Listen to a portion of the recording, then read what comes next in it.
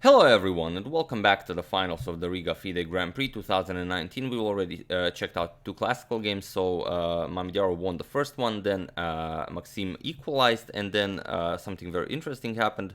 Basically what we are seeing now is the Armageddon, but here I have the cross table from Chess24. So as you can see, the first two games were decisive. First one by Mamedyarov, second one by Maxim Vachier-Lagrave with white. Then we have a series of draws, so all the rapid games were drawn.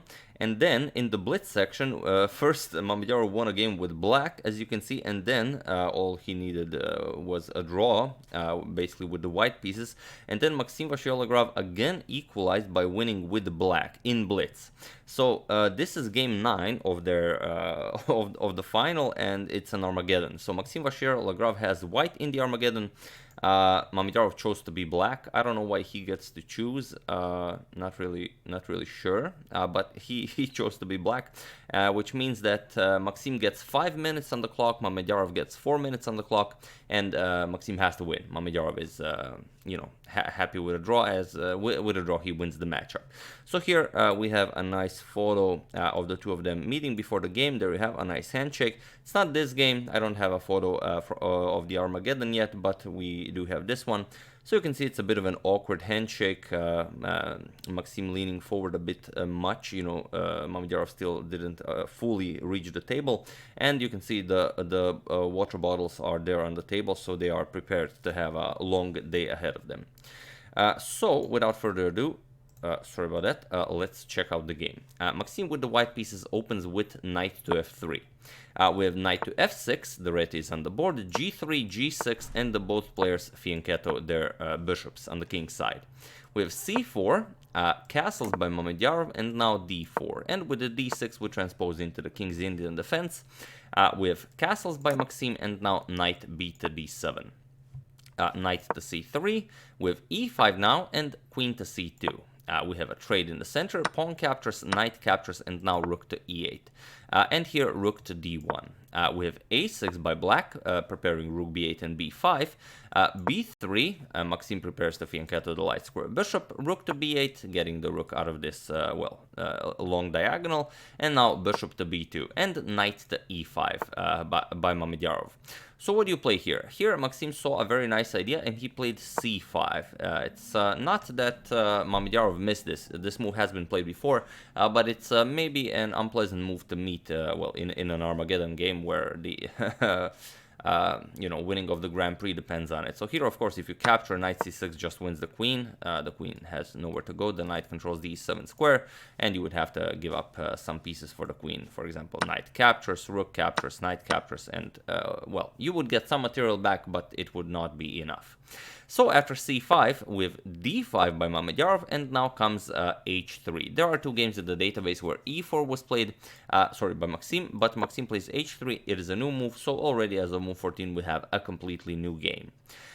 Knight back to c6 by Mamedyarov, challenging the knight on d4. We have knight captures, b captures, and now e4. Of course, you cannot capture due to the queen being on the same file as the rook.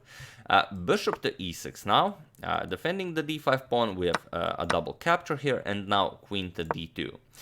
Putting pressure on the pawn here, but not really. It's not like you're going to be able to capture it. Mamedyarov doesn't even bother defending it. We have queen to e7. Now capturing just loses the rook here. You don't really have a good way of replying to this. You could try and move your queen somewhere to g5, but then just knight captures, and your queen is under attack. If you first capture the queen, then knight captures back, and, you've just lost a piece.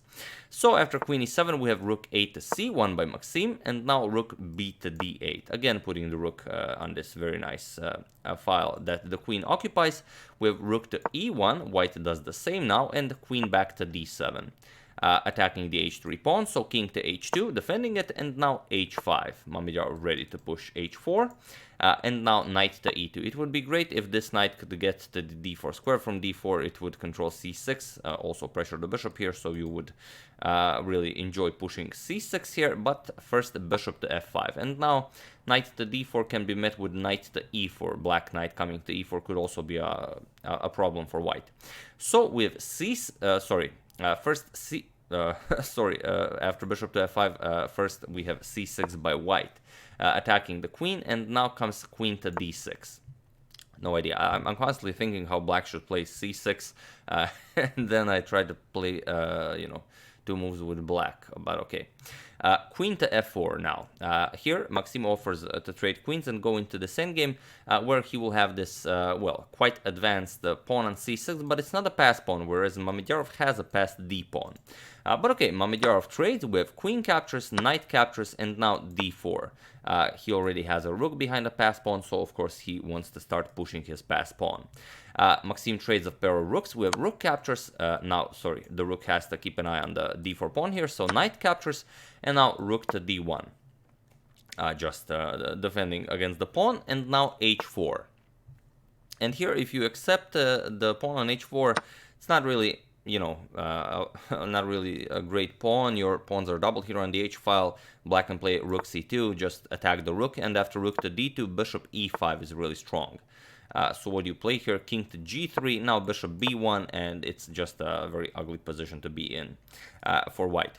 So after this h4, we have bishop to f1 by Maxim, and now h captures on g3. We have pawn captures on g3, and now a5, as the pawn on a6 was a target. So bishop to c4, now with some ideas, well, you are pinning the f-pawn here, so maybe if you push g4, if this bishop moves away, you can play something like knight captures on g6, but it's very hard to imagine, as always, bishop to e5 will be a threat. So first knight to d6, challenging the bishop here, bishop to d5, and now knight to b5. Preparing to bring this knight over to c3. And here again, like we said, g4 isn't good because, well, it just falls the bishop to e5. It's pretty bad. And now if you capture here, you get bishop captures with check, king g2, and rook captures on d5. The knight is no longer here to guard the bishop. So here, Maxim decides it's time to move back the bishop, bishop to f3. And now, what do you play here?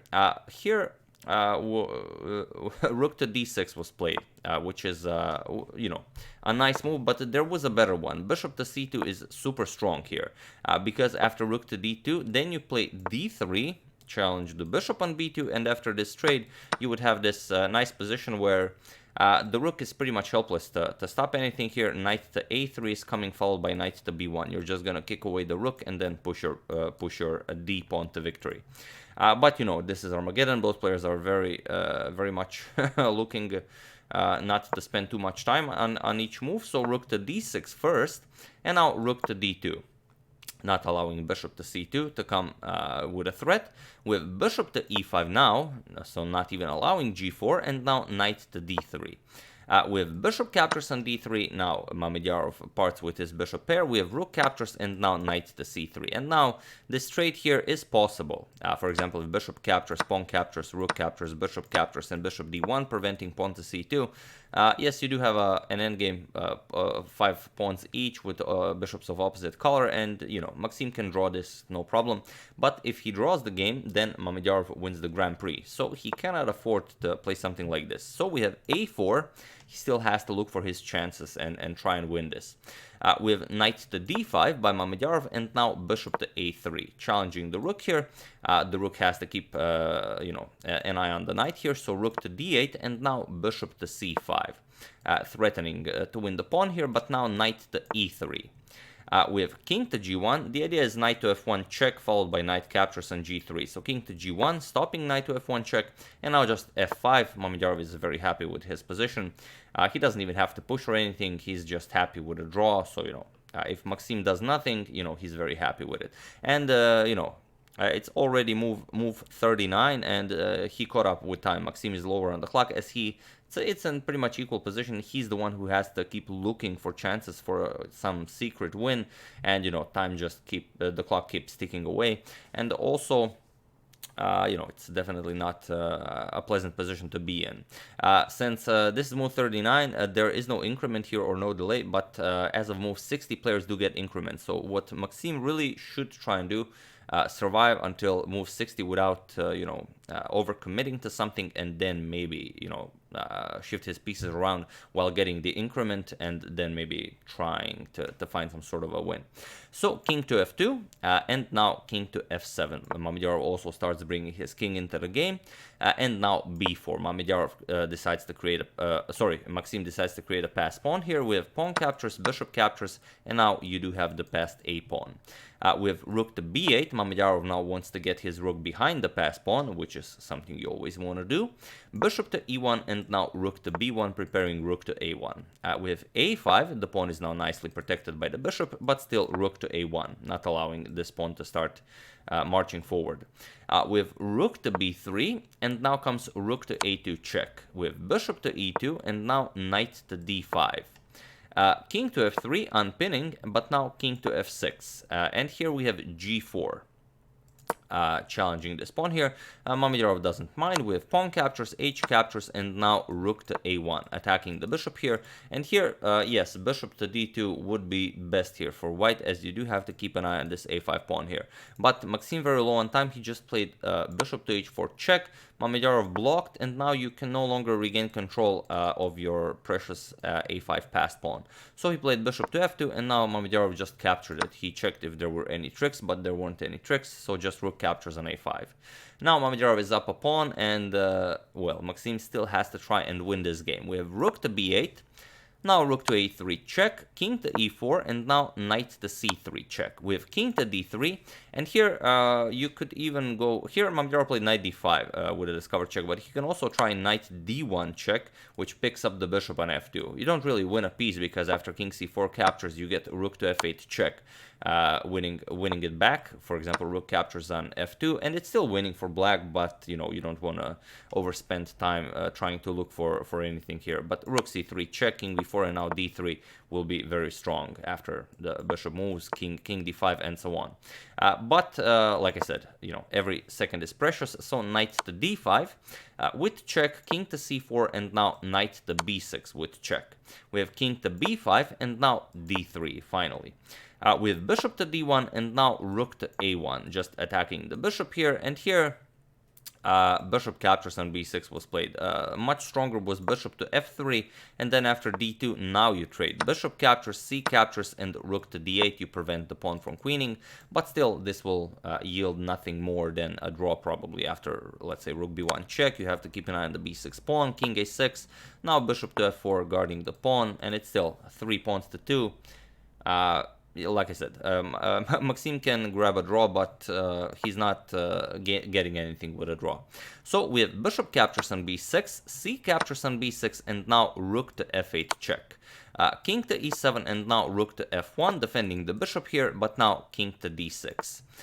We have king back to c4, hoping to win the pawn here, pawn to d2, and now king to d3. Here, bishop to f4, just guarding the pawn here. With rook to h1 by Maxim, now rook to a3 check, king to e4, and here Mamedyarov played rook to e3 check, and I believe it was in this position that Maxim Vachier-Lagrave either resigned the game or he had no more seconds left on his clock. This is move 64, so they were getting increments for their previous 4 moves, so I don't think he ran out of time, but it is possible, you know. But there isn't all that much to do. So once the king moves, you're going to go rook d4, then rook e1 just forces a win here. You either have to capture and then black gets queen into the game, or if you try rook h6 check, king c7, again, your bishop is under attack, you have to play something. If bishop to f3, then you just bring a queen into the game, and that's sufficient for a win. Bishop will capture, rook will capture with check, you're gonna move, and then, well, you're just up a piece and in a completely winning position. So yeah, after this rook to e3 check, we don't know what happened, but Mamedyarov won the FIDE Grand Prix in Riga 2019. So even though Mamedyarov got kicked out of the previous Grand Prix by Danil Dubov, I believe, I'm pretty sure it was by Dubov, and he didn't grab all that many Grand Prix points. Here he again, you know, comes up on top as the leader of the FIDE Grand Prix with 10 full points. So yeah, that's the game. I do hope you enjoyed it. After now finishing the short coverage of the FIDE Grand Prix, I will return to the Capablanca saga and checking up on your suggestions. I have seen a couple of very interesting suggestions, so I'll probably cover those before going into the Capablanca saga again. and we're just gonna see where we go from then. I would like to thank Paul Woodhull, Douglas Brohard, Kara Miller, Latif Nanji, and Josef Evalin for your contribution to my channel. Thank you a lot, I really appreciate it. As usual, you can check 2 of my previous videos here. Thank you all for watching, and I will see you soon, hopefully with some more interesting content. Thank you all, I will see you soon, and have an excellent rest of your day, and don't forget to update your Agadmator chess clock. See you soon.